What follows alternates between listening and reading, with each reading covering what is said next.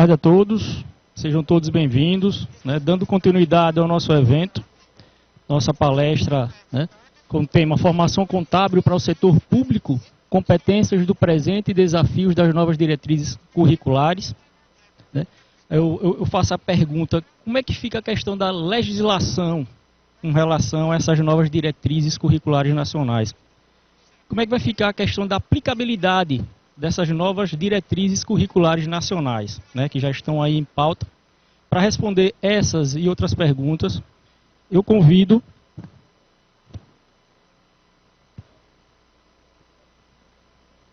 o nosso palestrante, professor José Donizete Valentina. Professor José Donizete Valentina é contador, mestre em educação e com MBA em liderança contábil e financeira nos Estados Unidos, diretor da Lynx Consultoria e da Assets Control, atua em contabilidade, auditoria, IFRS, tributação e desenvolvimento de negócios, além de ter presidido o Conselho Regional de Contabilidade de São Paulo e ser vice-presidente de desenvolvimento profissional do CFC. Autor de obras na área, é reconhecido com honrarias por sua contribuição à profissão contábil. E convido também a professora Lana Glícia, é contadora, especialista em didática e metodologia EAD, professora universitária desde 2017, perita, consultora e instrutora do SEBRAE, exerceu funções de liderança acadêmica e profissional no CRC Sergipe e em diversas instituições de ensino. Atualmente preside a Academia Sergipana de Ciências Contábeis, integra comissões nacionais do CFC e atua como contadora no grupo Facitec. Para responder essas e outras perguntas, eu passo a palavra agora ao nosso palestrante, professor José Donizete Valentina. Professor, a palavra é do senhor. Obrigado, estão todos me ouvindo, né? Bom, pessoal, sabe que é uma responsabilidade fazer o fechamento antes da palestra magna, né? Até o pessoal fala que nós estamos fazendo esquenta aqui, né? Mas olha, obrigado aí pela condução, pelo convite, né? Agradecer pela oportunidade de poder estar nesse evento maravilhoso, essa conferência nacional, né? De contabilidade pública, junto com a minha querida professora Lana, aniversariante do dia. Eu segurei para não dar os parabéns para ela, para não quebrar a surpresa que a gente ia fazer aqui no palco, né?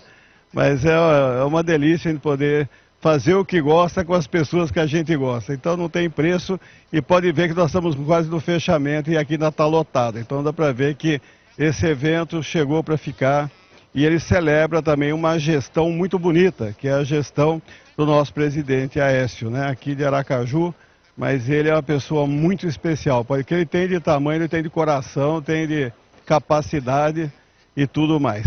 Pessoal, vamos lá então falar um pouco sobre o tema, né? Se puder começar a projetar. Vamos lá, estou aguardando aqui. Tem o passador, com quem que está? O passador é meu? Ah, não deram o curso para mim, peraí. Eu que movo. Aí, eu vou aprendendo aqui, tem calma. Bom, a formação contábil do setor público, competências do presente e desafio das novas diretrizes curriculares. Pessoal, quando nós falamos de desafio, né, das novas diretrizes, nós estamos falando da educação, da formação do profissional, e o profissional que atua na área pública, é muito importante que nós entendamos que é o mesmo profissional, não é que quem atua na área pública, ele vai se especializar em área pública. Mas a formação é a mesma. Ele vai ter que ter uma formação básica ao profissional que depois ele vai, né, se qualificando durante o programa, né, acadêmico que foi desenvolvido, também as competências e habilidades para a pública. Nós tivemos uma motivação muito grande para trabalhar, para poder fazer essa transformação nas diretrizes curriculares nacionais. Eu diria que esse foi uma das maiores conquistas da gestão do presidente Aécio, porque nós transformamos a educação do país em mais de 1.500 instituições de ensino superior. E isso não é algo que acontece do dia para a noite. Isso existiu uma trajetória dificílima, algo que foi assim quase que herculano para conseguir, para se ter esse êxito, e que nós devemos a muitas pessoas, e eu tive a honra de estar junto. Nós sempre ouvíamos, né, uma máxima que diz assim, a educação, né, quando você ia formar, né, o profissional para o mercado dizia o seguinte, você vai na universidade para você tirar o diploma, e depois aqui no escritório, ou aqui na área pública, você vai aprender. Isso tem incomodado muito, porque, pô, vamos falar isso para alguém que estuda medicina, por exemplo. Então primeiro você faz a faculdade e depois você aprende na hora que alguém deitar para abrir a tua barriga lá no hospital, quero ver você de boa aceitar isso, né? Então, eu acho que é uma máxima furada, e nós tivemos essa motivação de que nós estávamos vivendo uma revolução tecnológica, que isso virou algo monstruoso, né? Nós somos a geração tecnológica, nós vivemos nessa bolha, né, tecnológica. Nós tivemos também a motivação que nós passamos por outros momentos, ou seja, surgiu o computador lá atrás, foi uma revolução, o pessoal falava, o contador que vai deixar de existir por causa do computador, a área pública vai se transformar. Moral da história, foi extinto o contador que não sabia usar o computador. Hoje nós estamos na área da TI, na área da IA, na área da inteligência artificial, e nós vemos a mesma coisa, o mesmo discurso. E que nós temos são ferramentas mais ágeis, mais aprimoradas, e se você não tiver competência e habilidade para mexer com essas ferramentas, você está fora do mercado. Temos ESG, quando agora nós entramos, né, as primeiras normas de sustentabilidade que foram aprovadas aqui no Brasil, são normas mundiais, nós trouxemos para cá um conceito, né, que nós falamos que você tem relatórios integrados, métricas não financeiras. Métricas não financeiras, pessoal, é algo complexo, é subjetivo. E como que você traduz isso para dentro de um balanço? Como que nós vamos ter profissionais, que hoje é uma das responsabilidades do profissional contábil, apto para poder atuar nesse segmento? Globalização contábil, hoje nós trouxemos para dentro do Brasil, por mais que nós atuemos com o padrão IFRS, né, chegou faz pouco tempo, que o Brasil não é tanto tempo, nós temos já temos, né, uma contestação, né, com o S-Gap americano, agora com o presidente americano mais puxando a sardinha para o lado dele, já discute isso novamente. Então, assim, nós temos uma série de mudanças e tudo isso impacta, né, na formação do profissional. E nós tínhamos uma missão, algo que nós começamos a trabalhar no Conselho Federal. Quando eu cheguei lá, eu cheguei em 22, né, 3, 4 e 5. Eu cheguei em 22, assumi a pasta, que era a pasta do presidente Aécio, foi uma honra para mim. Eu tive assim, imagina o frio na barriga de você assumir a cadeira da pessoa que foi para presidente, eu estava lá no desenvolvimento profissional. E tem um projeto que já vinha, né, se estendendo, da gestão do presidente Zumir, aonde foi constituída uma Comissão Nacional de Educação, e aí eu fiquei à frente junto com a minha querida presidente Maria Clara Cavalcante Bugarim, né, quem não conhece, a presidente Clara, e nós tivemos a missão de esboçar a proposta, o primeiro modelo de diretriz curricular, fazer a primeira proposta, que na verdade a primeira proposta saiu quase 99%, que foi a última. E nós, à frente aí da Comissão Nacional de Educação, desenvolvemos a nova diretriz curricular. Foi algo assim absurdo, porque para você desenvolver algo desse naipe, para que, olha, nós estávamos na gestão ainda do governo anterior, que era Bolsonaro, passamos para a gestão do governo Lula, e eu falei, Deus do céu, vamos jogar na gaveta isso, porque se for uma briga política, não tem nada a ver. Educação, nós não estamos aqui para discutir política, estamos aqui para discutir educação, é bom para todos, né? É para a nação, é social. E moral da história, não tivemos um problema. Gente, é inacreditável isso. Eu falo que é a mão de Deus e um cruzamento astral que teve, porque nós passamos pelo primeiro governo, eles avaliaram, nós fizemos a primeira... Depois que nós fizemos aqui o dia D, que nós criamos na comissão um dia D, que foi um dia em que todo o Brasil debateu, os 27 estados, no caso foram 24, um estava era feriado, teve alguns problemas, mas 24 estados simultaneamente estavam debatendo a proposta. Isso foi assim a carta na manga que fez o governo valorizar. Porque eles elogiaram, que nós tivemos a apresentação no MEC, também na Secretaria de Educação, nós fomos elogiados, que o próprio governo disse, nós não teríamos articulação para fazer algo do nível que vocês fizeram, envolvendo as academias, as empresas, envolvendo as instituições de ensino, envolvendo os profissionais, envolvendo toda a população que estaria, né, em volta dessa mudança. Isso foi algo incrível. Quando naquele momento, que eu lembro que nós saímos de lá com tremedeira nas pernas, porque aquilo lá, pô, depois de 20 anos, nós conseguimos fazer um projeto que mobilizou o Brasil inteiro, uma comissão de mestres e doutores que nós tivemos para levar a proposta. Chegar lá e eu quero falar, não gostei, era como se você ir para a Olimpíada e voltar no primeiro dia da abertura, né? Aí, moral da história, eles fizeram lá um pedido de uma exposição, o presidente Aécio fez a exposição, eu estava junto, né? A Maria Clara, né? A presidente Maria Clara também complementou alguns pontos, mas foi mais na mão do presidente Aécio, e aí foi elogiado, foi determinado uma relatora, e aí seguiu. Parece que naquele momento nós conseguimos. Não, naquele momento nós ganhamos uma mochila, uma bandeirinha para escalar o Monte Everest. Vocês ganharam o direito de escalar o monte agora. Aí nós tivemos que começar. Aí passamos pelas audiências restritas, audiência pública, passamos pelos séries, passamos por um monte de etapas.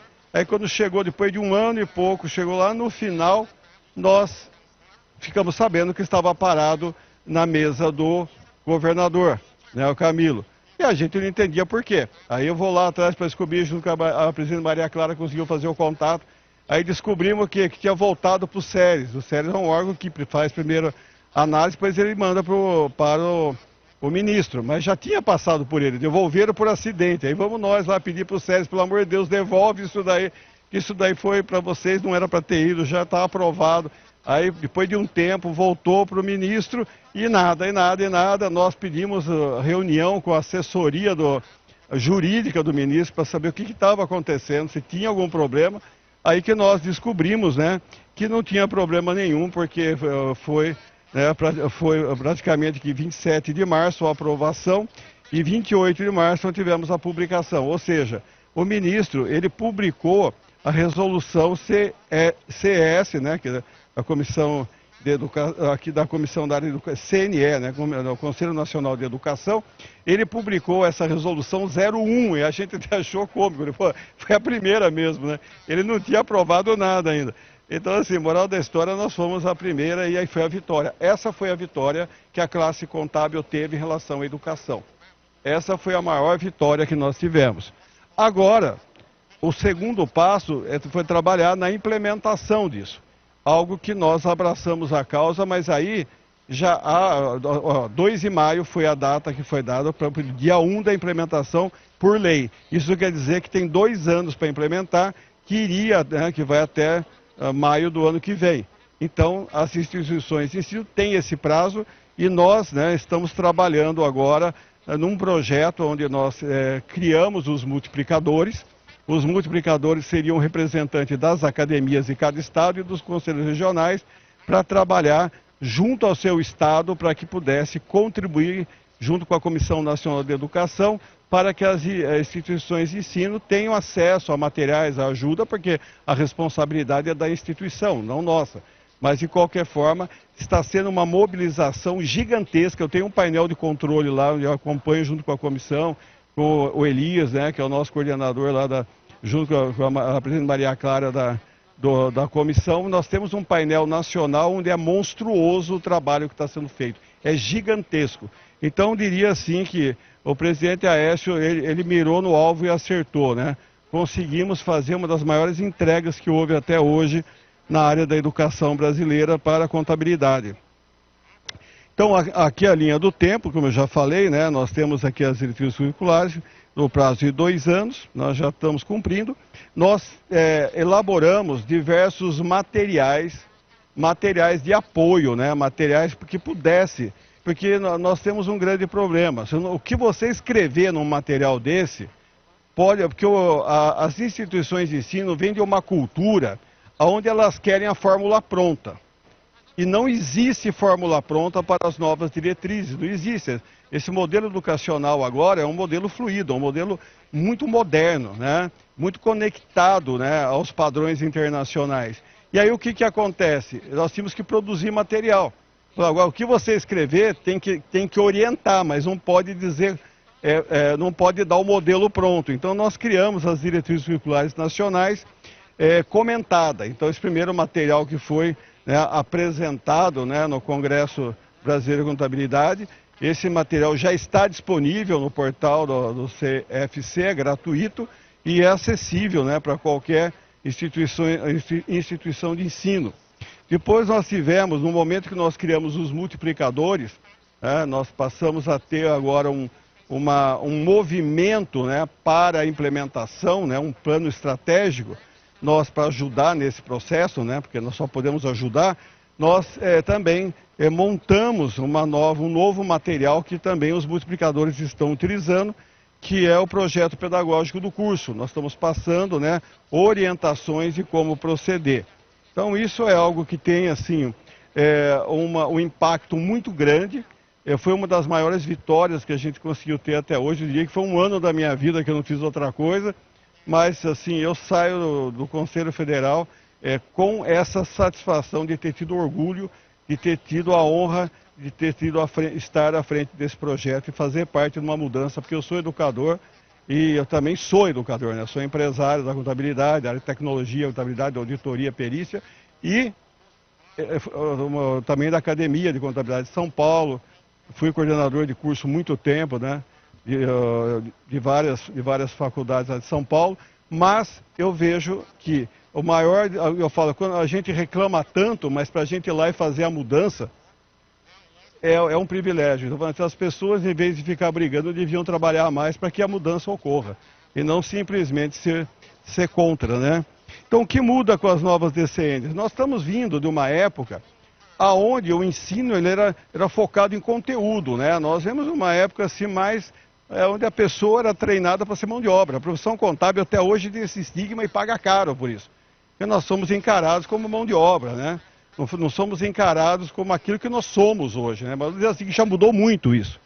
Eu vou ter que também entender que já mudou muito, mas ainda temos essa rusga ainda no mercado, ainda temos essa rusga cultural que vem, que o contador é aquele que vai lá fazer tributo, ele não tem uma função, né, estratégica dentro do negócio da empresa, que realmente o contador ele estuda ciências contábeis, e ciência só pode ser feita para quem estuda a ciência.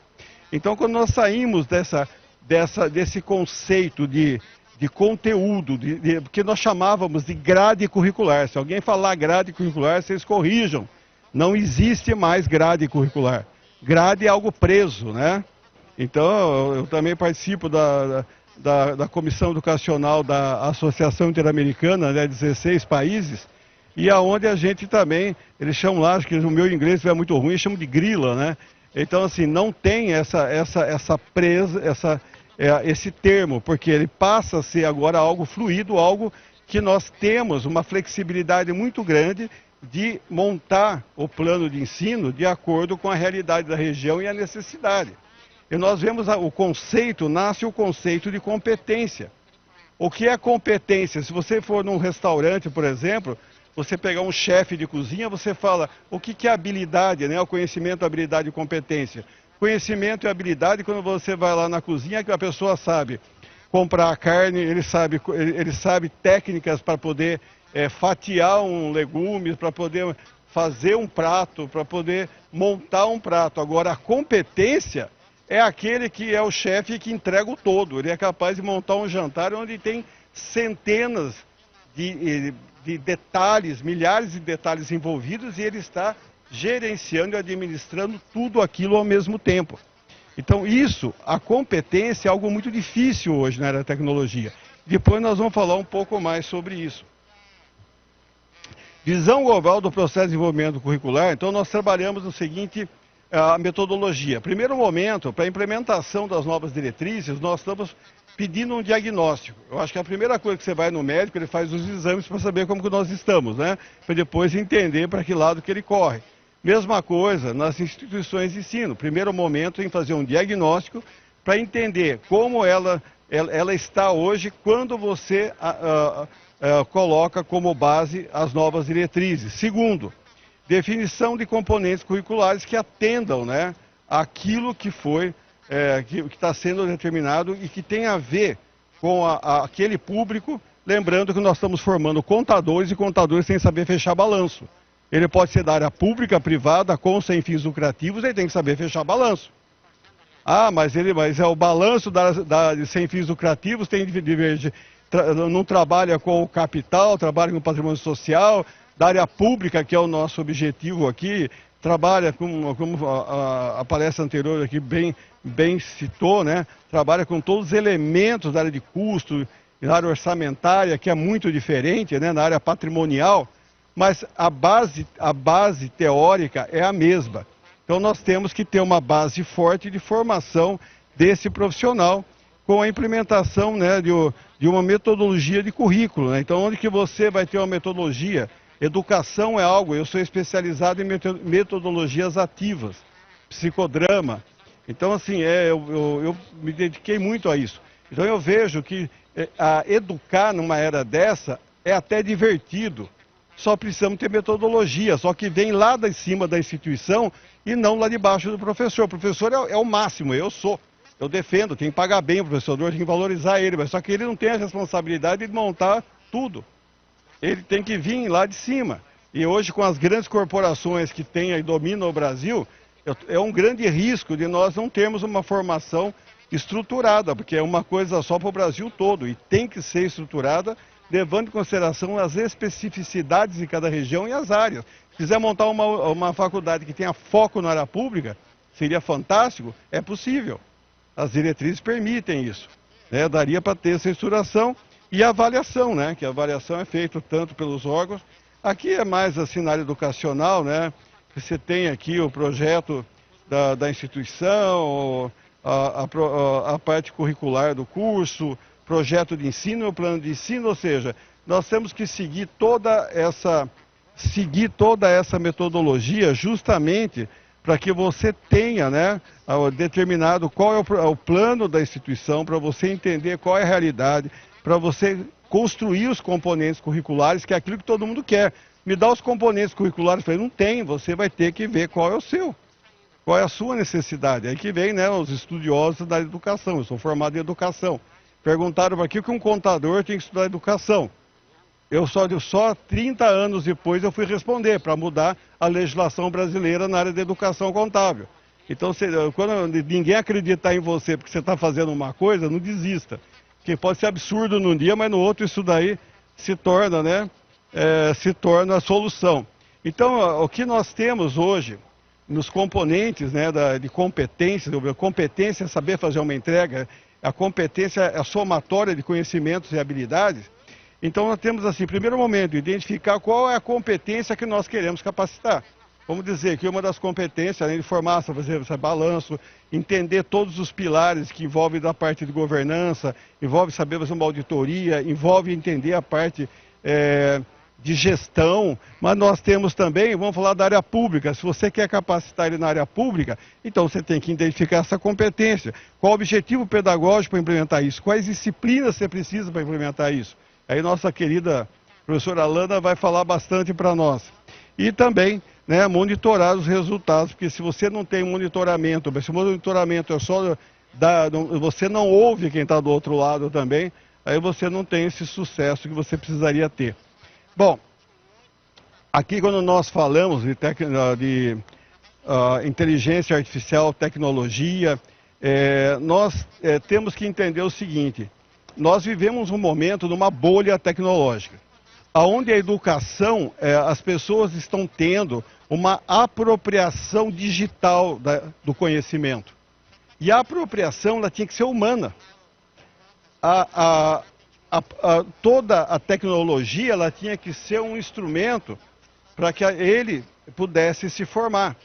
Mas o perigo de você, como ontem até o professor Valdir estava falando para mim lá, achei fantástico a colocação dele, falou: Donizete, nós estamos tendo uma apropriação digital, artificial, enquanto a apropriação humana do conhecimento não está acontecendo. E aí na hora que você precisar se desligar a tomada, você não tem mais ninguém com competência para fazer uma tarefa. Então, como nós costumamos dizer, que tecnologia sem competência, habilidade e competência não serve para nada, é uma ilusão. Não serve para nada. Você não consegue fazer uma entrega de nada. Então, assim, é algo que nós estamos ainda, um desafio que nós temos pela frente. É um desafio de saber lidar para a gente não virar mais uma bolha tecnológica, aonde vai chegar um dia que nós vamos virar uma, vamos dizer assim, uma civilização que deixou de existir porque ficou tão focado na tecnologia que esqueceu do humano e desintegrou. Então nós temos que ter essa habilidade para lidar com esses alunos. Lembrar também que nós temos órgãos internacionais que estão estruturando, né, os seus currículos, e eles tratam também, dos estudos que eles fazem, como temos aqui, né, o próprio Rodrigues, que ele citou, que foi também relatado tanto nos cursos de instituições de ensino pública das regiões sul e sudeste, identificou a ausência de componentes curriculares voltados ao desenvolvimento de competência digital. Então, eu nunca vi tanta gente conectada e tanta gente sem entender nada. Então, nós precisamos realmente de saber lidar com isso. Se o próprio professor tem essa dificuldade, se as instituições de ensino não têm essa visão, é muito difícil você lidar hoje com o ensino. Porque eu vou, muitas vezes, em prefeituras ou até empresas, quando eu vou fazer um teste de alguma coisa do sistema, eu desligo tudo e falo, vamos fazer esse pedacinho manual e vamos ligar o sistema a ver se bate. 90% das vezes não bate. E a pessoa também, 90% das vezes, não sabe como é que faz, né? Porque está acostumado do computador fazer. Então, esse é o mundo que nós temos que preparar, né?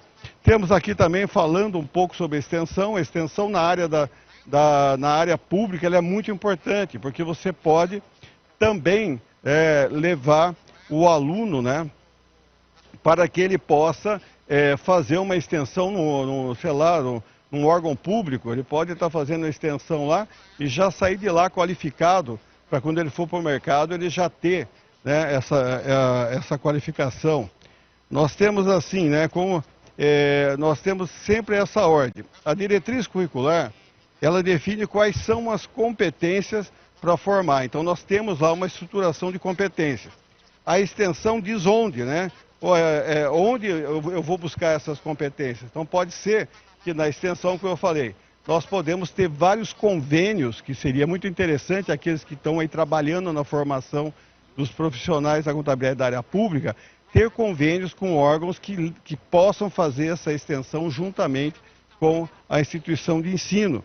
E a IA, né, a tecnologia, ela define como formar, né, o docente, como atuar profissionalmente, e aí envolve, né, um trabalho hoje que está sendo muito, muito desafiador. Não vou falar difícil porque nunca foi fácil, mas muito desafiador. Mas nunca tivemos tanta condição de valorizar a profissão de educador como nós temos hoje. E temos que ser unidos nesse propósito, né? Bom, seguindo aqui, quando nós falamos, né, da formação, o nosso compromisso de formar um profissional, nós temos que falar sobre qualificação técnica. Eu já falei, não tem como você formar se não souber fazer um balanço. Se ele não for capaz de fechar um balanço, entender, porque nós só temos duas profissões no Brasil que precisam de exame de suficiência, que é para formar o advogado e para formar o contador. Nem o médico tem exame de suficiência, isso é uma coisa absurda. Mas somente o advogado e o contador, o que para nós é um privilégio. Só que a média de profissionais que chegam no mercado não passa de 30%, a média é sempre 30%. Isso quer dizer que 70% não foi para o mercado, se foi informal. Isso também é horroroso. Então, o que adianta a gente estar formando, entregando diplomas, certificado, e essas pessoas não têm condição de tirar um registro? Ah, vamos acabar com o exame de suficiência? Meu Deus do céu, o que é? Agora, para você não levar tiro da polícia, então você manda ela embora, deixa só o bandido tomar conta de tudo. Não é assim que nós vamos fazer. Então nós temos que fazer o que aqui? Nós temos que, de fato, né, levar a sério essa qualificação, e as diretrizes trazem essa proposta. Até o próprio exame está alinhado a ela agora. Relacionamento e comunicação, você vê na área do direito, o aluno ele passa a ter aula para fazer argumentação. O professor da contabilidade, ninguém liga para aprender a ensinar o povo a falar. Né? Então, assim, são novos, nós temos que começar a olhar a profissão com outros olhos para educar com outros olhos.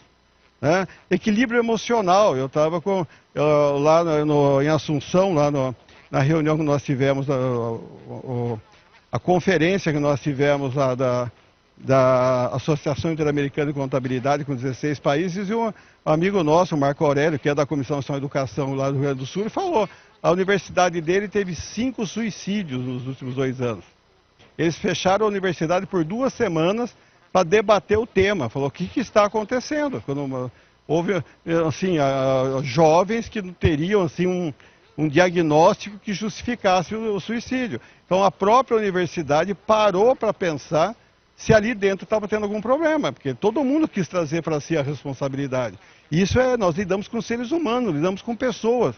São as pessoas que vão estar na rua. Hoje você chama alguém para pôr um prego na parede, se pôr o prego cai a parede, porque ninguém sabe. Hoje a falta de compromisso é gigantesca. E nós precisamos de formar essas pessoas, esses novos líderes. Então o equilíbrio emocional hoje se tornou algo que nós precisamos trazer, porque aquele que é seguro de si, ele tem mais qualidade, tem mais equilíbrio. Aquele que é inseguro de si, ele vai estar o tempo todo, se não estiver bem preparado, querendo ganhar no grito. Né? Pensamento estratégico, crítico, analítico, não adianta nada você produzir informação se você não sabe analisar. Né? E também o uso das tecnologias, que hoje nós entendemos que parece que entregar trabalho com o ChatGPT virou moda, mas isso não quer dizer nada, é maravilhoso. Né? Se ele escrevesse, colocasse lá e pedisse para o chat dar uma melhorada, ou fizesse consulta. Então hoje nós temos muito a educar ainda. Como é que eu estou de horário aí? Quanto? Tá, então aqui, olha, eu tenho aqui mais uns 3 minutos, ainda bem que eu me toquei, né? Então os desafios das novas diretrizes, eu vou aqui adiantar, porque eu estava chegando no final já, dizer o seguinte, a educação profissional continuada, que é um departamento que eu cuido lá do Conselho Federal. O Conselho Federal tem um trabalho gigantesco nesse sentido, todos os conselhos regionais do Brasil têm também, e hoje nós já temos uma plataforma, né, para o contador chamada Educonte, uma plataforma de AD unificado, né, do Acre até Rio Grande do Sul, a mesma para todos, foi lançado também na gestão do presidente Aécio, né, que democratizou, né, a educação profissional continuada em todo o Brasil. Nós temos esse compromisso, nós temos muitos conteúdos na área pública e todos esses conteúdos estão lá disponíveis, que pode ser utilizado pelas instituições de ensino. Nós temos uma quantidade de conteúdos que tanto valem em paralelo durante o período de formação do aluno, né, como profissional, como depois da formação dele. Então, assim, é algo que nós temos já educá-los desde cedo a entender que a educação profissional continuada, ela é eterna. Quando você for vivo, você vai ter que fazer. Se você não quiser deixar de estar conectado ao mundo. E isso nós estamos oferecendo de uma forma muito leve e gratuita. Então aqui temos a complexidade do setor público, só para me fechar aqui, senão minha querida aniversariante não vai poder falar. Eu quero falar o meu tempo exatamente porque ela não merece perder um minuto aqui na fala dela. Pessoal, é isso daí, nós estamos à disposição de vocês lá no Conselho Federal e o que precisar da gente conta, mas vamos aplaudir também aqui o presidente Aécio por essa grande conquista que nós tivemos e conseguir alterar nas 1.500 e quase 1.600 universidades e instituições de ensino superior do país todo o programa de ensino. E precisamos de ajuda para que isso dê certo. Muito obrigado. Passo a palavra agora à professora Lana, para que ela possa dar continuidade.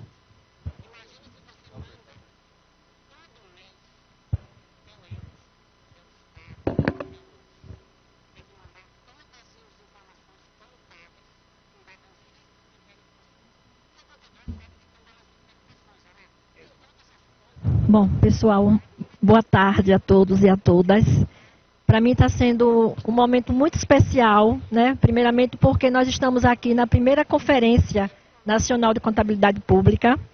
E outro momento especial que nós tivemos aqui há pouco instante, né? Que foi justamente essa surpresa e o nosso querido Aécio nos fez pela passagem do meu aniversário.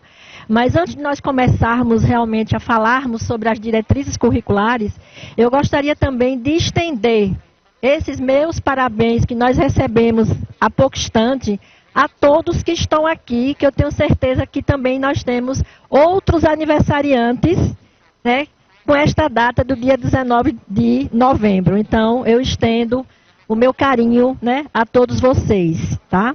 Bom, é um desafio estarmos aqui, né, nesse evento a nível nacional. Então, a gente já participamos, como o professor Dorozete falou, né, várias reuniões no Conselho Federal, justamente para a gente tentar entender todo esse processo, né, dessas mudanças que são necessárias.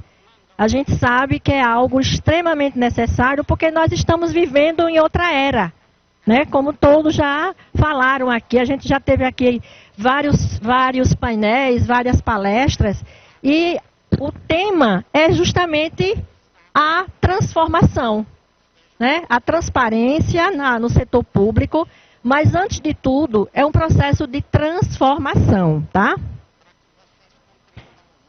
Bom, formação aqui, já falamos. E aí, como se trata de um evento na área pública, né? E aí, mais uma vez, parabéns ao Conselho Federal de Contabilidade por entender essa necessidade, né, de ter algo extremamente específico para vocês, profissionais da contabilidade pública.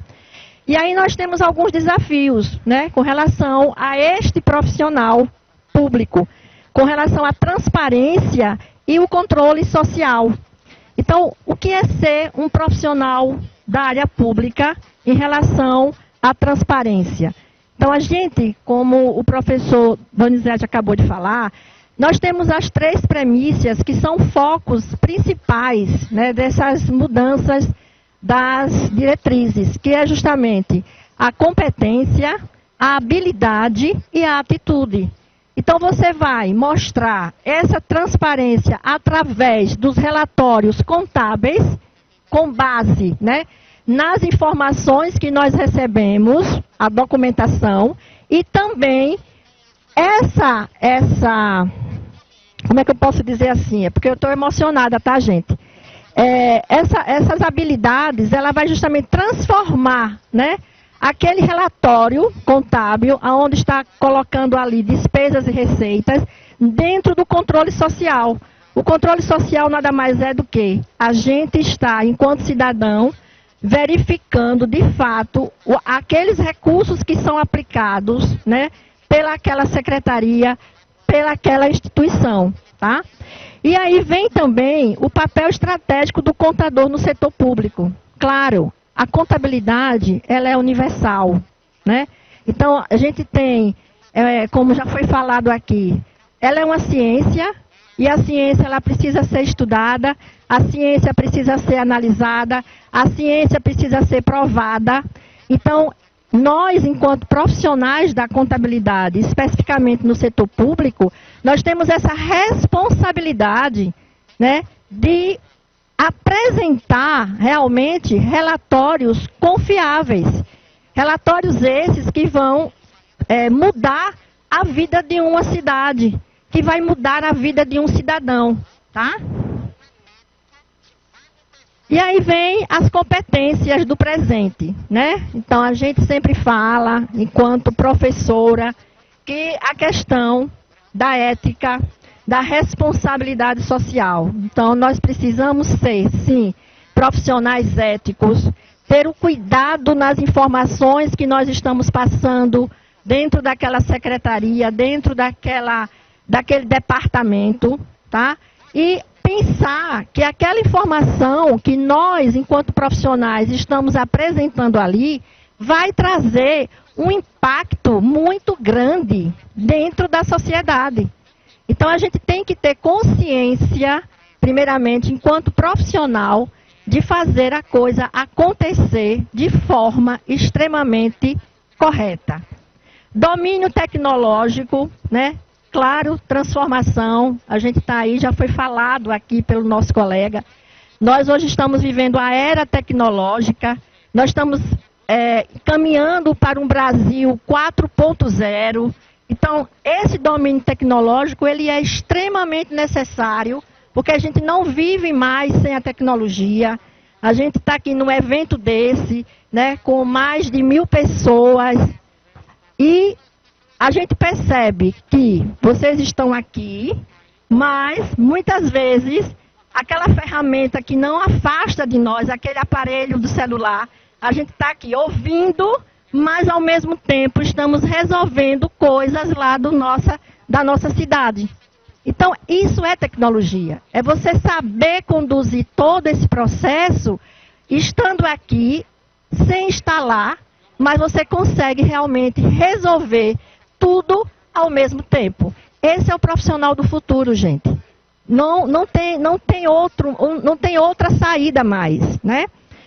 E aí a gente tem que ter realmente capacidade. Eu achei muito interessante a fala de Dorizete, que nós estamos acostumados hoje com a IA, né? Tudo é a IA. Mas a gente precisa ter muito cuidado no momento que nós estamos perguntando para a IA. Porque quando você faz uma pergunta, que ela vai entender o que ela entendeu, né? Então você tem que ter mais competência para poder saber perguntar. Você precisa primeiro saber o que é que você quer perguntar para ela, para que ela possa também lhe dar uma resposta que você, enquanto pessoa, saiba receber e analisar. Nós precisamos também ter muito cuidado com relação a isso, tá? Eu uso a IA, mas eu preciso saber que ali é uma ferramenta que está para nos auxiliar no dia a dia. A gente não pode ser 100% IA. Eu digo sempre que a IA é 1%. O 99% somos nós, enquanto profissionais, que temos o conhecimento, tá? O outro item é a capacidade analítica e crítica. A gente sabe, né, que os relatórios contábeis, quando você entrega um balanço patrimonial, uma DRE, para a gente, enquanto profissionais, né, eu particularmente, eu acho a coisa mais maravilhosa do mundo. Você realmente entregar um relatório onde você construiu através da documentação que foi recebida. Mas eu preciso entender esses números que eu estou entregando, né, para aquela secretaria, para o governo, o que é que ele representa, esses números, para a sociedade. Então, a gente precisa ter essa consciência e, ao mesmo tempo, né, também ser profissionais críticos. Então, a gente, enquanto pessoas, a gente precisa entender que existe uma formação, né? Somos profissionais da contabilidade, mas nem tudo podemos aceitar de forma tranquila. Precisa haver um debate. Foi isso que aconteceu na época quando se cogitou as novas diretrizes, né? Várias reuniões foram acontecendo até chegar a um formato que nós estamos aqui apresentando para vocês hoje, certo? Gestão de risco e controle interno, né? A gente sabe, todo negócio é um risco, né? Mas a gente precisa entender que esse risco vai existir e cada um de nós, enquanto pessoas profissionais, temos a capacidade de resolver. E os controles internos aí a nível de Brasil, né, a gente sabe que muitas vezes a pessoa que está ali naquele comando não tem o conhecimento necessário para poder gerenciar aquele processo, né? São cargos de confiança e que muitas vezes nós, enquanto pessoas, né, muitas vezes a gente deixa aquela vírgula naquele local com mal explicado, tá? E a comunicação clara e acessível. Então, aquilo que eu falei há pouco instante. Você apronta o seu relatório contábil, mas você está entendendo enquanto profissional. Mas será que o gestor, ele está entendendo aquelas informações que estão ali naquele relatório? Será que é suficiente? Então eu preciso ter muito mais clareza e ser acessível na leitura desses documentos. E aqui as novas diretrizes, que já foi falado, né? Mas só para a gente ter mais entendimento, né? Todo o marco que foi trabalhado em cima das diretrizes é justamente essa integração entre a teoria e a prática. Eu lembro que logo quando eu comecei a minha vida profissional, nós tínhamos uma professora, eu adorava essa professora, né? Que ela sempre dizia, não pode ter teoria sem prática.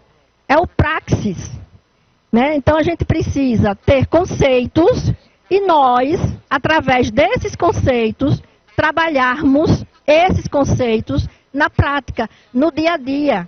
E o próprio dia a dia vai nos ensinando, né, que aquele conceito que nós aprendemos lá nos bancos das faculdades e universidades está fazendo a diferença agora, neste momento, enquanto eu estou fazendo essa prática. Tá? A interdisciplinaridade, isso é, gente, essencial. Não se fala mais hoje em ensino se nós não tivermos essa junção de informações.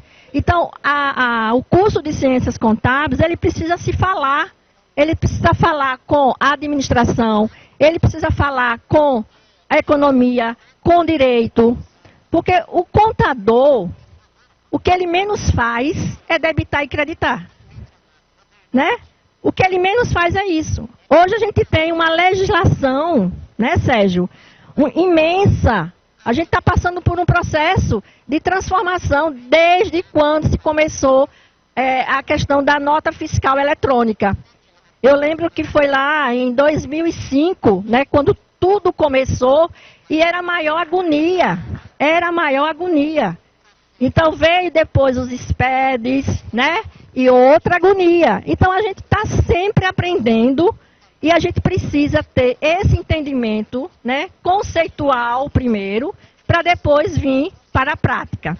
A internacionalização, que já foi falado aqui pelo nosso querido Donizete. A formação continuada. Gente, não cabe mais o profissional de contabilidade, ele ser graduado em ciências contábeis, passar pelo exame de suficiência, se registrar no seu órgão de classe, o seu CRC, e pronto, acabou.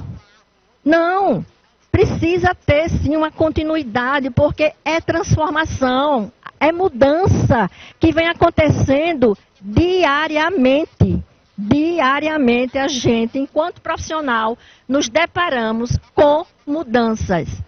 Sempre, sempre. E é bom, né? Eu vejo essas mudanças como algo assim extremamente positivo para nós profissionais, porque nós saímos da nossa cadeira, né, aquela zona de conforto que nós estamos, e vamos correr atrás de melhorar cada vez mais enquanto profissional. A inclusão de temas emergentes que vem sendo trabalhado, né, a gente está aí com a COP30, né, o Brasil sediando vários países com a mesma formação, com o mesmo entendimento. Então, isso é junção, né, de pensamento, junção de força, para que realmente as coisas andem.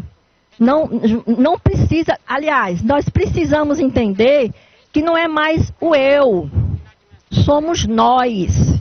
O eu não existe, é nós, gente. Então aqui, ó, nós estamos com mais de 1000 pessoas, cada um, como eu falei ontem, pessoas conscientes, pessoas capazes, que estão buscando cada vez mais melhorar o seu conhecimento, né? O seu conhecimento, inclusive eu. E a governança, a inovação digital, isso tudo é novo, né? Mas precisamos abraçar. A gente não pode deixar para trás. Ah, isso não me pertence mais. Né? Eu não quero. Deixe isso para os novos. Não, gente. As pessoas com mais idade também têm a capacidade, sim, de entender e de fazer. Basta querer. Bom, e agora vem os desafios, né? Os desafios para as nossas faculdades, os desafios para as nossas universidades.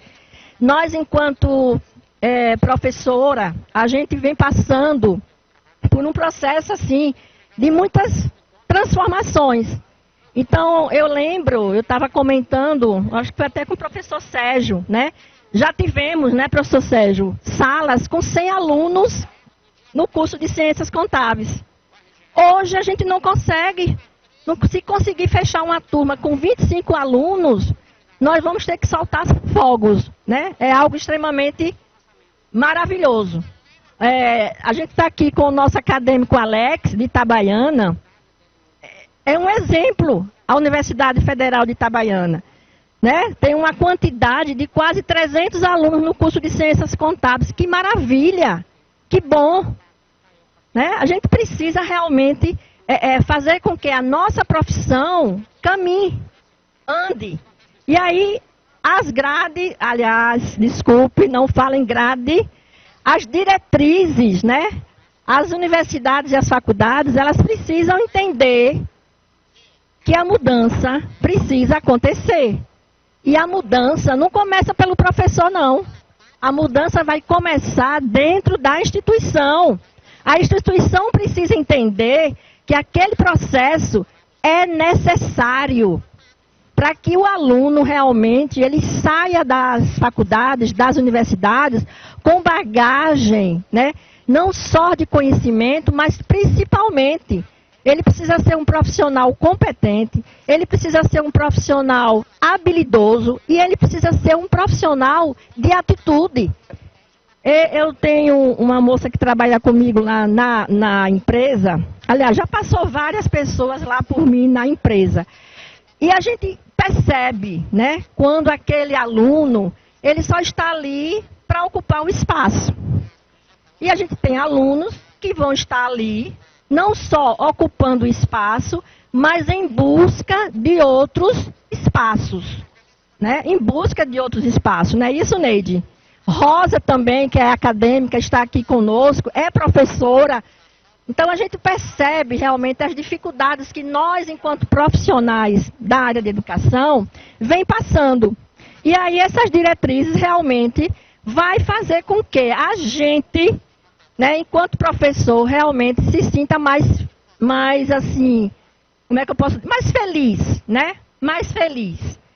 Investimento em laboratórios digitais, isso é fundamental. Não é mais cabível a instituição de ensino superior não ter um laboratório para levar o seu aluno. E quando a gente fala em laboratório, não é só o laboratório dentro da faculdade, dentro da universidade, não.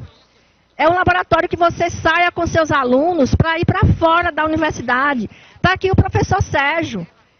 Ele leva muitos alunos dele para fazer visitas técnicas, né? Visita a Secretaria da Fazenda, visita a Junta Comercial, visita o Ministério do Trabalho. Então, isso é inovação.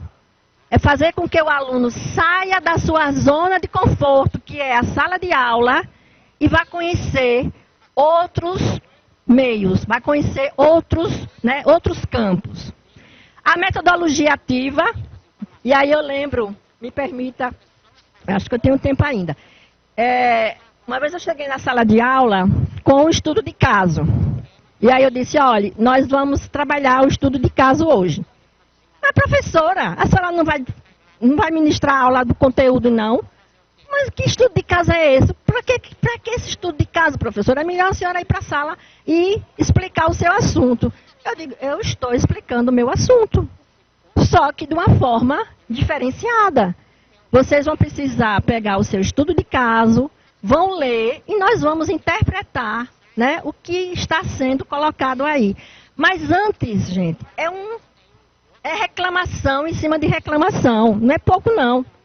Mas a gente consegue, né? Consegue porque eles começam a perceber a necessidade daquele momento. E aí a gente vai levando isso adiante. E a formação do professor, gente, também é algo que me preocupa. E aí eu abro aqui essa interrogação. né, a gente enquanto professora, a gente percebe, né, que tem profissionais que estão em sala de aula que muitas vezes não está participando de uma palestra sobre o E-Social, que muitas vezes não está participando de uma discussão sobre a reforma tributária que nós vamos ter agora, né? Eu estou muito preocupada, professor Sérgio, professor Donizete, com relação a isso. A reforma tributária está aí já, 1º de janeiro a gente já vai estar com mudanças extremamente, como é que eu posso dizer assim, são mudanças que vão mudar toda uma estrutura, né? Bom, e aí vem a questão dos impactos para os nossos queridos estudantes, que é o desenvolvimento do soft, lideranças, negociação, pensamentos críticos. Aí, gente, eu sei que vai ser um pouco difícil, né? Vai ser difícil, porque o aluno ele precisa realmente ser todas essas características. Ele precisa ser um líder, ele precisa saber negociar. Quando o cliente chega lá para falar, né? Ele precisa dizer, não, o que você está pensando está totalmente errado. Temos que seguir o que está na legislação, precisa dar atenção. E aquilo que eu falei há pouco instante, às vezes o pensamento crítico, né, não é apenas para você destruir, mas o pensamento crítico também constrói. Maior preparo para a auditoria governamental, a prestação, né, de contas, profissional com gestor estratégico na informação pública. Então, eu fico feliz quando o Conselho Federal de Contabilidade, através da academia, está realizando esta conferência na área pública, porque nós sabemos a carência, né, que tem o setor público. Aliás, é um setor carente mesmo de informação. E aí hoje, nós estamos aqui, né, cada um dentro da sua qualificação, a gente sabe que vão levar muito mais conhecimento do que quando entraram, certo? Então você tem esse profissional, ele precisa realmente estar com habilidade, né? Primeiro precisa saber fazer, ter as habilidades para mudar, né? E ser também competente. Isso são os 3 pilares que dizem lá as diretrizes. Bom, os impactos na área pública, certo? Ou seja, toda essa mudança, claro, vai trazer impactos. Agora, tem que começar. Se a gente não começa, a gente não vai saber o resultado, né, Silvio? A gente não vai saber o resultado, né, Alvani? A gente tem que começar primeiro. Então, a gente vai ter aí a transparência, nós vamos ter a governança e sustentabilidade e a digitalização.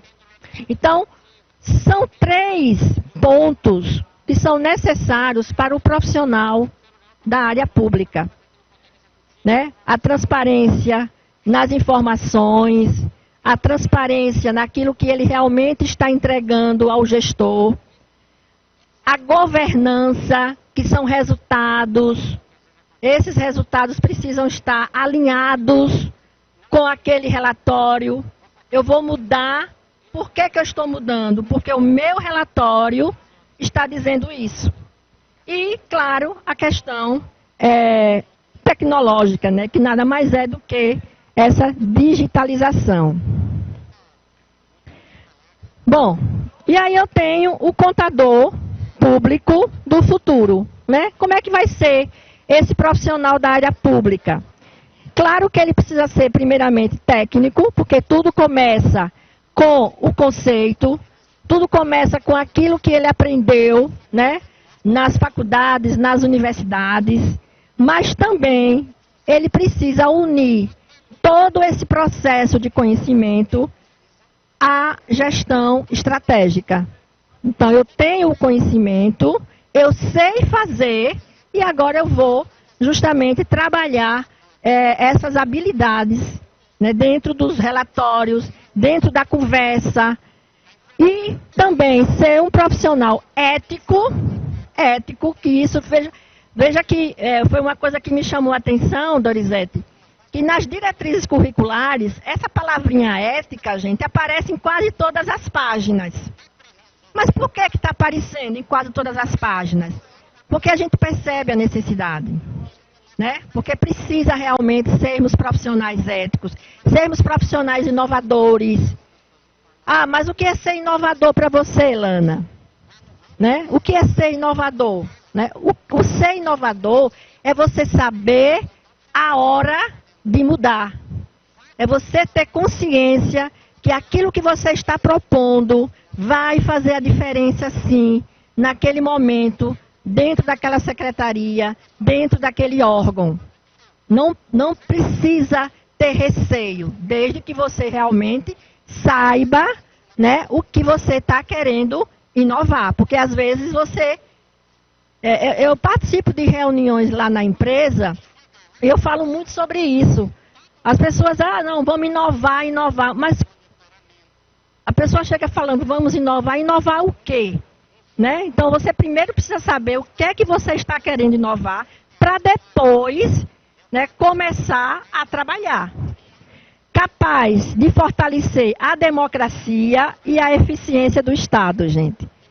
A gente sabe, né, a área pública realmente é um pouco mais difícil, porque muitas vezes aquilo que nós, enquanto profissionais da área pública, gostaríamos de fazer, e quando você faz, vem alguém e diz, não é assim, né? Não é dessa forma.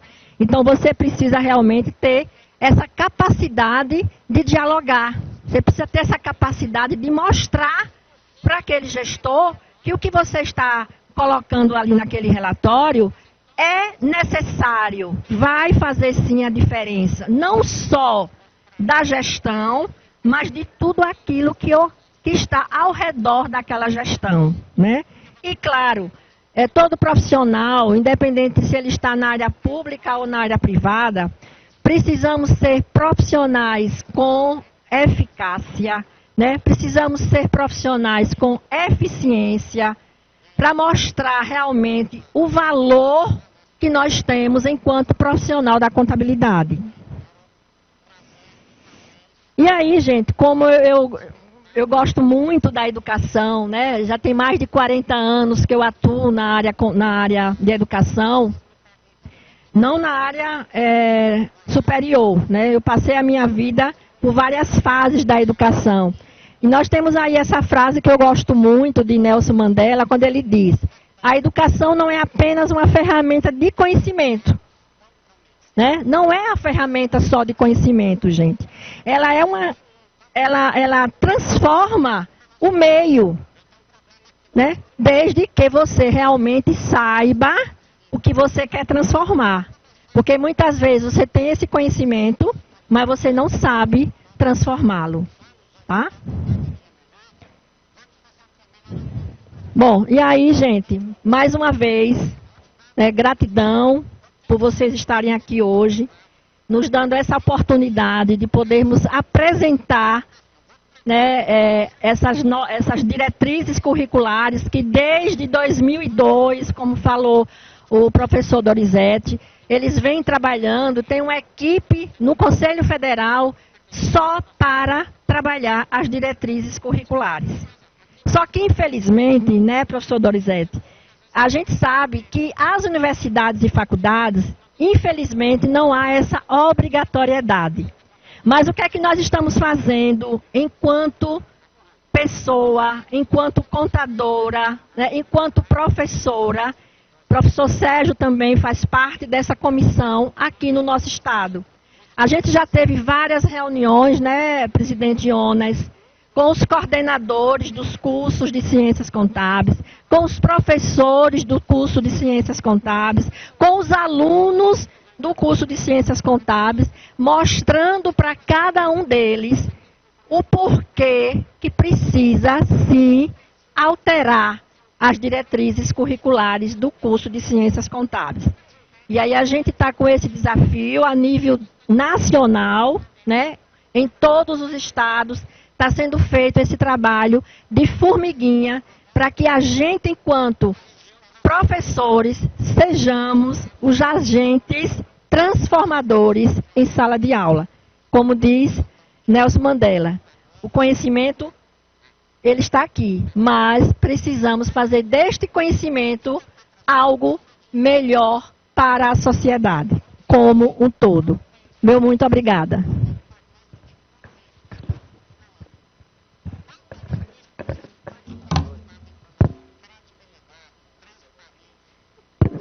Professor Donizete, professora Alana, podemos observar que o mercado de trabalho, nos dias atuais, estão exigindo mais ainda dos nossos alunos e dos profissionais da contabilidade mais conhecimento, tanto teórico quanto prático, que é de extrema importância.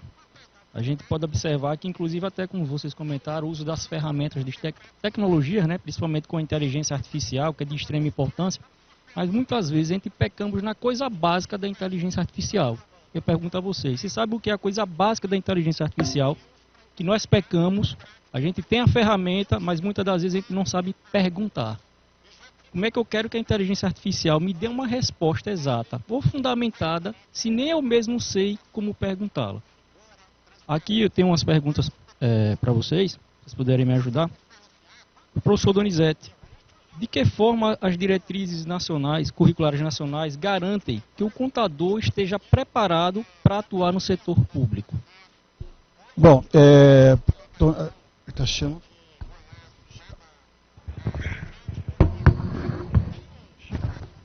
Melhorou.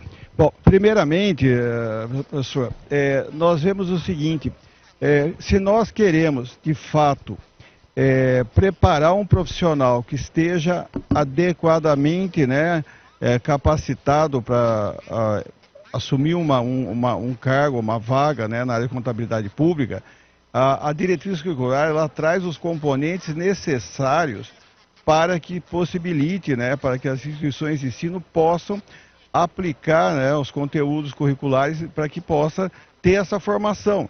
E isso é muito interessante, porque nós temos, entre as normas técnicas, né, que são as normas vigentes, nós temos as normas brasileiras de contabilidade técnicas do setor público. Isso faz parte do currículo, você tem que ter, dentro da proposta de curso, todo esse planejamento. Nós temos que ter também que ele possa atuar em o que a diretriz permite, que ele atue em ambientes reais, ambientes que são os ambientes onde você tem que estar lá com o MCASP, né, alinhado com o MCASP, ambientes reais onde você tem lá as plataformas, onde você tem que inserir as informações do governo, poder atuar também junto com o estágio, que agora é obrigatório, o estágio também poder ser feito junto a um órgão público, uma área pública. Então, sim, nós temos muitos fatores que contribuem dentro, né, das diretrizes, para ela ser tão fluida, que contribui para que a gente possa ter sucesso na implementação. E uma das coisas muito interessantes, duas coisas muito interessantes. Nós temos na NBC PG 12, que agora está na versão, revisão número 5, que está para ser aprovada agora no final de dezembro. Nós temos, dentro dessa nova norma brasileira de contabilidade, nós temos a educação profissional continuada, onde está como facultativo já o professor. Ele já é obrigado a ter educação profissional continuada para poder, né, também atuar. E agora, com a R5, nós estamos caminhando para que o ano que vem possamos ter uma nova norma onde vai ter um cadastro de professores. Então, nós estamos trazendo para que o professor de contabilidade tenha o registro no CRC, porque a pior coisa que nós temos hoje são professores que não são registrados. Então, assim, eu diria que nós conseguimos agora não ter algo para você ficar mudando toda hora. Nós trouxemos uma diretriz que ela tem como durar muito tempo, porque ela não vem determinando o que nós chamávamos de grade antes, que já vinha tudo pré-moldado. Agora você pode adequar de acordo com a realidade. E a área pública precisa muito disso. A área pública está precisando muito que tenha, né, essa abertura que possa preparar esses profissionais. E uma colocação legal, gostei, né, da professora Alana colocar, né, o Mandela, colocaria também o Paulo Freire, que diz assim, a educação, ela não transforma, né, o mundo, né? Ela, no caso, transforma pessoas e pessoas transformam o mundo. Então nós precisamos urgentemente de uma diretriz curricular que tenha a capacidade e condições de transformar essas pessoas de uma forma mais adequada. Seria isso. Obrigado, professor. Professora Alana, faço uma pergunta agora para a senhora. Quais competências específicas o contador deve desenvolver para atuar em órgãos públicos segundo as diretrizes? Bom, segundo as diretrizes, o primeiro ponto é o conhecimento, né? A gente sabe que, independente de quem quer que seja, se a gente não tiver este conhecimento, a gente não consegue realmente chegar a lugar algum. O outro é justamente as competências, né? Competências de você saber fazer aquele relatório contábil, de você entregar ao gestor as suas despesas, as suas receitas, verificando em termos de valores o que isso vai impactar na questão do controle social, tá? E o outro são as habilidades. A gente precisa, enquanto profissional, sermos profissionais habilidosos em saber lidar com qualquer que seja a situação. Então, muitas vezes, me permita eu citar um exemplo, lá mesmo da empresa, não é uma empresa pública, é uma empresa privada, mas muitas vezes o proprietário já mudou a posição, né, diante das minhas habilidades em mostrar para ele aquilo que ele estava querendo realmente fazer, Dorizete, ia trazer um impacto muito grande no seu patrimônio. E aí, né, isso faz a diferença. Ou seja, você tem esse conhecimento, essas habilidades em saber conduzir o processo e, acima de tudo, ter atitude. Né? A gente vê hoje, me permita, a gente vê pessoas, né, alunos mesmo em sala de aula, que a gente fica apresentando o conteúdo, depois faz a pergunta, e aí, entenderam? E aí parece que você não está fazendo nada ali, né, professor Sérgio? Então, como é que vai ser esse profissional quando sair da faculdade? Né? Então, a gente está querendo realmente que esse profissional, ele não saia só com o conhecimento didático. Ele precisa sair com esse conhecimento didático, ele precisa ser uma pessoa de atitude, ele precisa ter competências para gerenciar as habilidades do dia a dia. E aí, outro ponto que o professor Dorizete falou, é preocupante, né, com relação ao magistério, os professores que atuam hoje na sala de aula, nos cursos de ciências contábeis, eles não passarem pelo processo de educação continuada. Então, isso é perigoso, gente. Na minha concepção, isso é perigoso. Porque, como eu falei há pouco instante, a contabilidade, ela vem passando por um momento de transformação constante. Está aqui, nós temos profissionais, nós temos professores, mas a gente aprende uma legislação, quando você entende aquela legislação, altera todo o processo, aí você tem que começar tudo do zero, né? Então, a educação continuada seria uma ferramenta para que cada um de nós, enquanto professores, estivesse sempre nos atualizando, né? Quer dizer, nós, enquanto professores, nós estamos sempre nos atualizando, mas se houver essa obrigatoriedade, como falou o nosso professor Dorizete, da educação continuada, como tem educação continuada para o perito, como tem educação continuada para o auditor, por que não ter também essa educação continuada para o profissional da área de educação? Eu tenho certeza que só quem tinha a ganhar, primeiramente, era ele, enquanto pessoa, enquanto profissional da educação, mas ainda os seus alunos e, consequentemente, a instituição. Né? Então, é um conjunto de ideias que vai construir uma sociedade muito mais ética, muito mais responsável, e esse profissional ele vai ter capacidade de realmente gerenciar todo aquele processo, independente da área que ele está atuando. Né? Independente da área que ele está atuando, professor Sérgio. Perfeito. Já estamos chegando próximo ao final, né, da apresentação. Gostaria de passar para o professor Donizete para os seus agradecimentos, por favor. Obrigado, senhor Sérgio. Parabéns aí pela condução, minha querida Alana. A gente vai, acho que agora nós vamos ter que fazer mais palestras juntos, né? Porque acho que se complementou muito, né? Agradecer a todos que estão aqui, né? Porque eu vejo que falar de educação não é de interesse comum, mas na hora que você precisa de um profissional que te atenda, você é a primeira coisa que você vai falar que não aprendeu nada para chegar lá. Então, assim, é muito importante porque somente a solução dos nossos problemas está na educação. Todos os problemas nossos podem ser resolvidos pela educação. A educação é o grande instrumento transformador da sociedade. É lá que você vê pessoas, que você pode... A educação começa de casa, né, com o pai, com a mãe, mas é a educação que transforma. Então, agradeço, né, pela oportunidade de estar aqui, parabenizo Aracaju, todos que se dispuseram a estar aqui nesse evento, né, eu sei que aqui vocês estão me ouvindo, muitos estão ouvindo os outros palestrantes, mas eu agradeço a todos, porque, olha, como Conselho Federal de Contabilidade, como professor, como eu sou lá de São Paulo, fui presidente de São Paulo, atuo nessa área, eu digo assim, é muito bom você ver que existem pessoas que se preocupam em mudar a realidade do mundo para melhor. Então, assim, eu acho que muita gente está nas redes sociais fazendo barulho, mas poucos estão aqui querendo fazer a mudança verdadeira. Muito obrigado a todos, parabéns, parabéns mesmo. Muito obrigado. Professora Alana, seus agradecimentos, por favor. Bom, primeiramente, né, agradecer ao Conselho Federal de Contabilidade por essa oportunidade. Eu vou confessar a vocês, viu, gente? Eu estava um pouco preocupada, né?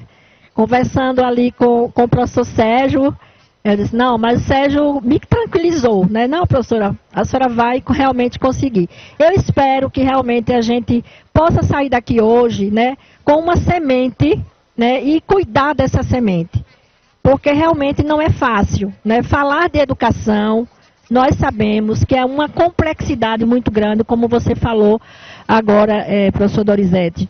Muitas vezes as pessoas não têm esse interesse, mas é através dessa educação que realmente a gente vai conseguir ser pessoas melhores e, consequentemente, essas pessoas melhores vão conseguir ter um mundo melhor. Aquilo que nós queremos que realmente faça acontecer, né? Então, hoje é um marco, não só para a nossa cidade de Aracaju, mas para o nosso estado, porque falar sobre educação na primeira Conferência Nacional de Contabilidade Pública fez sim a diferença.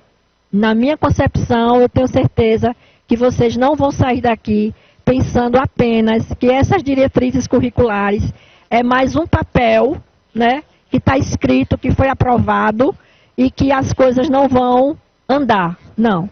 Para que elas possam andar, é necessário que cada um de nós façamos a diferença, colocando ela em prática.